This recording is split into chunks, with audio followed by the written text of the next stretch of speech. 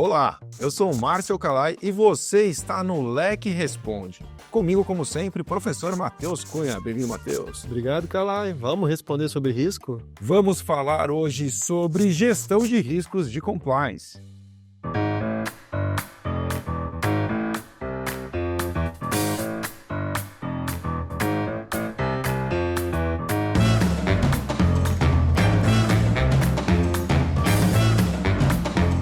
Antes da gente começar, eu preciso pedir a você que deixe o seu like aqui neste vídeo para ajudar a Leque a levar esse conteúdo ainda mais longe. Preciso também pedir a você que deixe a sua dúvida ou o seu comentário aqui no campo de comentários para que a gente possa responder nos próximos vídeos. Matheus, pergunta número 1 diz assim: como é feita a matriz de riscos na prática e com exemplos? Eu acho que eu vou precisar de um episódio um pouquinho maior para conseguir ilustrar tudo isso, né? Um grande desafio aí da nossa audiência que traz as perguntas provocativas, mas eu vou tentar resumir um pouquinho aqui o que a gente tem em 2 aulas no nosso curso de Compliance Anticorrupção, um curso de formação executiva, para poder detalhar isso para os nossos alunos. Mas, assim, vou tentar dividir em passos, né? O primeiro é você criar parâmetros para a avaliação de risco. Nessa parametrização, você tem que primeiro definir o que é risco de compliance, né? Trazer ali um dicionário de riscos, né? Então, eu estou falando de lei anticorrupção brasileira, por exemplo, pegar aquelas condutas ali que podem violar a lei, artigo 5º da Lei 12.846, e relacionar, por exemplo, cada uma daquelas condutas, subornar agente público, fraudar a licitação, como se fosse, né, um risco de compliance. Eu posso trazer aqui, por exemplo, para o mercado regulado, mercado de instituições financeiras, o risco de lavagem de ativos, né? Então, pegar as condutas ali que podem ser relacionadas à lavagem de dinheiro. Posso fugir da legislação, né? Trazer, por exemplo, conflitos de interesse, e aí é um exercício de autorregulação. A própria organização definir o que são condutas que seriam riscos relacionados a conflitos de interesse. Escrever o seu dicionário de risco, você vai criar os parâmetros de avaliação da sua matriz de risco. Geralmente a gente trabalha com impacto e probabilidade, né? Metodologia já consagrada internacionalmente, e aí você vai ter que definir ali, primeiro, quantos níveis de parâmetros de avaliação você vai ter para impacto e probabilidade. Trabalhar com 3 níveis, o que seria um risco de probabilidade baixa, média, alta, impacto baixo, médio, alto. Vou trabalhar em 5 níveis, muito baixo, baixo, médio, alto, tanto para impacto quanto para probabilidade. Alguns gostam de dividir critérios que são qualitativos e quantitativos em termos de probabilidade. Quanto mais o processo se repete, maior a probabilidade de ocorrência. Um exemplo que eu sempre gosto de dar. Qual é a probabilidade do Matheus cair de moto? É muito baixa, porque o Matheus não tem moto, o Matheus não tem habilitação de moto, né? Qual é a probabilidade do Calai cair? É maior. O Calai tem moto, o Calai anda de moto, então... E o de um entregador de delivery é muito maior do que o de nós dois, porque ele trabalha em cima de uma moto, ele está todo dia ali exposto ao risco. Então, isso seria definir o critério quantitativo. De tanto a tanto, em termos de repetição do processo, eu vou classificar como muito baixo, baixo, médio, alto e muito alto. Em termos de impacto, você pode trabalhar por diferentes vieses. Pode ter o viés financeiro. Se eu sofrer uma multa até R$10.000 é muito baixo. De 10 mil a 20 mil. Então, com base no seu orçamento, com base no tamanho da empresa, você vai definir esses critérios. A nível de exposição reputacional. Se eu aparecer, por exemplo, no jornal do meu bairro, é muito baixo. Se eu aparecer no Jornal Nacional, é muito alto. Então, é tentar definir esses critérios para você conseguir, de fato, mensurar o risco e colocar ali dentro da sua respectiva caixinha. E depois ir para a prática, né? É conversar com as pessoas da sua organização, perguntar para elas, né? Você anda de moto? Sim, ando. Com que frequência? 2 vezes por semana. O processo se repete 2 vezes por semana, em termos de probabilidade. É média, é alta. E se você cair de moto, o que vai acontecer? Vai estragar minha moto, custa tanto, vai colocar em risco a minha vida. Então, é fazer o exercício de criar um número ali dentro de impacto e dentro de probabilidade para poder mensurar aquele risco. Fez todo o mapeamento de risco da área, você vai criar a matriz de risco daquela área, né? Você vai colocar cada um dos riscos identificados dentro dos seus respectivos quadrantes e depois você vai partir para a estratégia de gerenciamento do risco. Calai, você tem um risco muito crítico aqui, cara. Né, você anda muito de moto, trânsito aqui é complicado, se cair, né, vai destruir sua moto, tem o risco da sua vida. O que a gente vai fazer em termos de gestão de risco? A gente vai aceitar? Você vai continuar andando de moto como se nada tivesse acontecido? Você vai eliminar o risco? Vai parar de andar de moto? Não. Então vamos mitigar, vamos usar capacete, vamos fazer um seguro para moto, e aí vai buscar as estratégias de mitigação dos riscos ali para que o risco não seja eliminado, mas também não seja aceito. Então, tentar trazer um pouco de ilustração. É claro que em sala de aula a gente consegue, né, abrir uma matriz de risco, a gente consegue ilustrar tudo isso com muito mais facilidade, mas basicamente é isso. Dicionário de risco, né, definição dos parâmetros, né, entrevista com as áreas, avaliação do risco e depois estratégias de gerenciamento do risco, dividindo em 5 passos. Eu queria andar de moto tanto que você acha que eu ando, Matheus, mas na verdade não é tanto assim. E você sabe, cara, que no final eu acho que é importante dizer para as pessoas, o que você vai encontrar é quase que um mapa de calor ali, né? Você vai conseguir colocar nos quadrantes esses riscos e poder priorizar aqueles que realmente têm um impacto mais importante ou que têm maior probabilidade de se materializar. E aí, Matheus, a segunda pergunta diz assim: como faz para identificar todos os riscos? Por meio de entrevistas com os departamentos? Quais são as perguntas consideradas chaves para começar a fazer? Tem um padrão base? Ótima pergunta. Bom, entrevistar as áreas que são donas dos seus respectivos processos é a principal fonte de informação para criar sua matriz de risco. Então não tem como fugir disso, tá? O que você tem que fazer, com certeza, é aperfeiçoar como essa entrevista vai acontecer, né?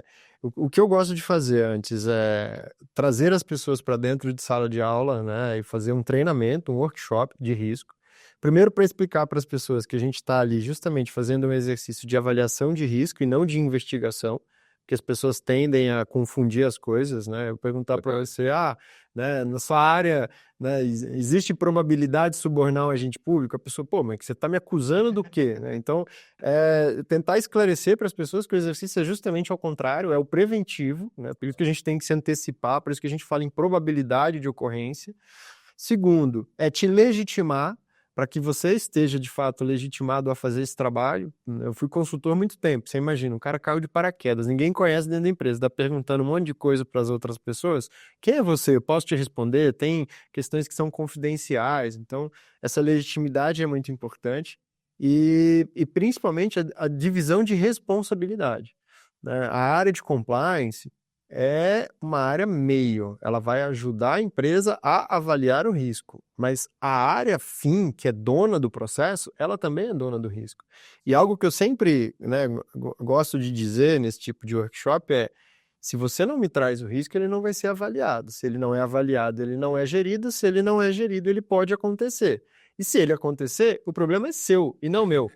Então, quando você divide a responsabilidade, fala assim, você tem que trazer o risco para mim, você tem que me informar corretamente, se você ocultar a informação é jogar a sujeira para debaixo do tapete, e se lá na frente a gente tiver problema, você vai ser responsabilizado por isso, é uma boa forma de já trazer essa pessoa, né, Claro. preparada para contribuir, né, na entrevista.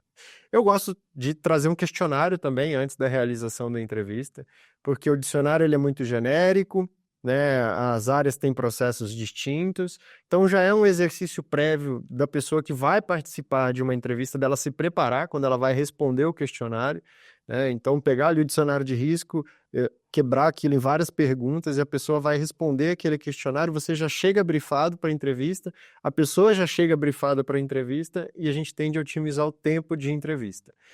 E o último ponto é não confiar demais no que as pessoas vão te trazer, né? É claro que o questionário que a pessoa respondeu é um documento, o workshop é um documento, né? A própria matriz de risco depois, e às vezes as pessoas fazem fichas de entrevista para deixar tudo isso documentado, são evidências importantes do que foi dito dentro daquela conversa que vai gerar justamente o subsídio para a matriz de risco, e se não tiver nada lá sobre determinado ponto e o risco acontecer, a informação foi sonegada, né?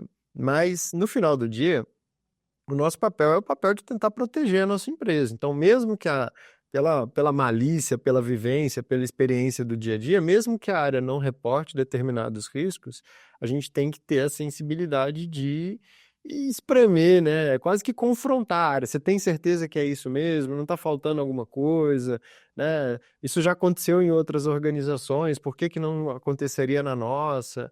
Então, é uma entrevista que, no final do dia, né, ela é exploratória para você explorar o risco da área, mas nos pontos críticos, e isso vai muito da experiência do profissional de compliance que está ali fazendo a entrevista, é confrontar as perguntas que você percebe que tem ou espaço de aprofundamento ou tem uma contradição com o que o mercado diz, com o que é o que a gente já conhece de outras organizações. Muito bem. No LecCast recente que nós fizemos juntos, nós falamos bastante sobre a importância da curiosidade para o profissional de compliance. Então, pense nisso, quer dizer, você precisa realmente ter curiosidade e um interesse legítimo sobre as respostas que estão sendo dadas e se realmente aquelas respostas são suficientes ou não. Vá além, procure, aprofunde. Agora tem uma pergunta muito boa aqui do Júlio Dias que vai te deixar numa situação difícil, Matheus. Ele pergunta assim: existem parâmetros gerais para estabelecer um apetite de riscos de forma mais segura? Mas assim, eu já fiz dezenas de matrizes de risco, né? E quando a gente entregar o trabalho para o cliente, é interessante que você falou do gráfico de calor, né? As pessoas dão nome para o risco, né? Tem os verdinhos, os amarelinhos, os laranjinhas, os vermelhinhos. Então, assim, geralmente o vermelhinho, que é o que está lá com maior probabilidade de ocorrência e maior impacto, é aquilo que você vai ter que, de fato, atacar com alguma prioridade, né? E aí você vai definir a estratégia de gerenciamento do risco, tentando, claro, né, aquilo que pode ser evitado, parar de fazer e evitar, mas tem muita coisa que não dá, senão tem que fechar a empresa, você vai implementar as estratégias de mitigação, os controles internos, políticas, treinamento, aculturamento e tudo mais, que é a continuidade do programa de compliance. Geralmente, para esses riscos mais críticos, se tem mais atenção justamente pela sua probabilidade de ocorrência e pelo seu impacto, né, em caso de ocorrência para a organização. E o que a gente percebe é que tem aquele miolo, né, dos riscos ali amarelinhos e laranjinhas, né, que às vezes as pessoas não dão muita atenção. E aí os controles são muito bem implementados para os riscos mais críticos, mas as estratégias de gerenciamento, elas não são tão estratégicas assim quando a gente olha riscos de menor potencial lesivo para a organização. E aí é onde talvez mora o perigo, porque você se protege daquilo que é tão crítico que o que é mais ou menos acaba, né, você tem um apetite maior. O que eu gosto de fazer é tentar estabelecer alçadas de definição de estratégias de gerenciamento de risco. Então, depois que eu avaliei, fiz a matriz, defini as estratégias de gerenciamento, alguém aprova. Então, eu vou ter que apresentar, por exemplo, esses riscos mais críticos, os vermelhinhos, conselho de administração, por exemplo, os laranjinhas da diretoria executiva, e quanto menor o risco, menor a alçada. Você vai definir aqui, né, de acordo com a senioridade, né, a posição na governança da organização, alçadas de estratégias de tomada de decisão em relação ao risco, dada aí a sua sensibilidade. É a melhor forma, tá? Agora, no final do dia, a estratégia de gerenciamento, né, e o apetite ao risco, que vem por aceitar o risco muitas vezes, vai ser definido dentro de cada organização. Né? Tem a síndrome de Gabriela, por exemplo, isso sempre foi assim, sempre aconteceu assim, nunca tivemos nenhum problema e vamos levar a vida desse jeito porque o controle vai burocratizar o processo. Tudo bem, esse é o apetite ao risco da organização para esse processo e para esse risco, mas que isso esteja devidamente documentado também, que a gente tem que se proteger. Não dá para virar igual a sua mãe que fala assim, pega o guarda-chuva que vai chover, né? E aí você não leva o guarda-chuva, chove, ela fala, eu avisei. O profissional de compliance não pode fazer isso, né? Assim, eu avisei, não, tá aqui, tá documentado, né? Tá documentado, teve aqui essa ata, essa reunião. Porque depois que o problema acontece, as pessoas vão procurar um responsável, Claro. né? E eles tendem a apontar dedos, né? E não assumir o problema, né? Então, quando você documenta, fala, não, tá aqui, foi reportado na reunião do conselho, na reunião da diretoria, a decisão pelo apetite ao risco foi X, Y, Z. Então, você se protege também enquanto profissional e acaba não levando a responsabilidade de coisas que, né, eventualmente você não teria que levar. Eu acho importante esse ponto que você colocou, Matheus, justamente por isso, né? Quer dizer, muitos profissionais de compliance iniciantes têm a sensação de que eles são os donos do risco. E, na verdade, você vai gerir o risco, tá tudo certo. Mas quem decide é, em muitos casos, até mesmo o conselho de administração, como o Matheus colocou. Então, é importante que você dê os recursos necessários para que a tomada de decisão seja a melhor possível, mas aquilo que fica decidido está documentado e você pode se precaver se a sua orientação for algo diferente daquilo que ficou decidido por quem verdadeiramente tem ou não tem o apetite de risco, que não é você como compliance. Quarta pergunta diz assim, Matheus, uma pergunta prática de quem realmente quer começar. Por onde começar a avaliação de riscos quando você nunca fez isso antes? Calai, pode parecer óbvio, mas eu contei essa história para você, sei lá, quantos anos atrás, no LecCast 2, né? Quando eu falei que eu fiz o curso da LEC lá em 2014, saí, né, maravilhado, quero trabalhar com compliance, mas falei, cara, eu não sei avaliar risco, né? E eu tenho que buscar conhecimento, né? Você tem que buscar conhecimento em algum lugar. Então, no meu caso, eu fui buscar os cursos que estavam acessíveis ali no mercado à época. Aqui na LEC, por exemplo, né, o ideal, né, é que você faça um curso de formação executiva, que ele vai te dar toda a visão, por exemplo, do programa de compliance, No caso, inclusive curso de compliance e anticorrupção. o curso de compliance e anticorrupção. Mas se o risco for relacionado, por exemplo, à privacidade de dados, o nosso curso de proteção de dados também tem essa visão, né? Se o seu risco é mais relacionado, por exemplo, à lavagem de dinheiro, a gente tem um curso de compliance financeiro que também te dá essa visão. Então, eles te dão a visão mais ampla de todo o programa em funcionamento, né? E vão ter ali as disciplinas que são voltadas a risco e como avaliar, enfim. Agora, né? Se você quer dar, de fato, um primeiro passo com um recorte ali relacionado a risco, a gente tem duas oportunidades. A gente tem um curso de avaliação de riscos de compliance, né? É um dos cursos mais vendidos, é um LOD, um curso de curtíssima duração, com o professor Fábio Bastos. E a gente tem outro curso de controles internos de compliance que dá justamente o viés do gerenciamento. Então, você tem o primeiro que ele foca na avaliação do risco e o segundo que ele foca na gestão do risco. Um curso mais em conta, né? Um curso mais rápido, mas que dá essa visão técnica, tanto da avaliação quanto do gerenciamento do risco. Então, fica a dica. E você sabe que eu me lembrei também do meu início de carreira em compliance. Eu, como advogado, tinha sempre aquela sensação de que compliance era aprender um pouco mais sobre a lei de corrupção. E aí, quando você se depara logo nos primeiros pilares do programa de compliance com esse desafio de avaliar e gerir riscos, é aí que vem o baque. Agora, que diabo é isso? Eu não tinha a menor ideia do que era isso. Eu confesso que eu e o Excel temos uma relação horrorosa e aquele momento ali para mim foi um pouco assustador. Mas rapidamente, é claro, você tendo aulas, você aprendendo com quem faz isso de verdade, eu acho que é o melhor caminho para você começar. Não tem realmente como pular etapas. Matheus, obrigado demais pelo papo, cara. Valeu. Tamo junto, espero ter contribuído aí com esse pessoal. E até a próxima. E deixe a sua pergunta aqui no campo de comentários para que a gente possa responder nos próximos episódios. É claro, depois de deixar também um like aqui nesse vídeo. Obrigado. Se você quiser saber mais sobre a LEC, sobre compliance, acesse lec.lec.com.br. Valeu!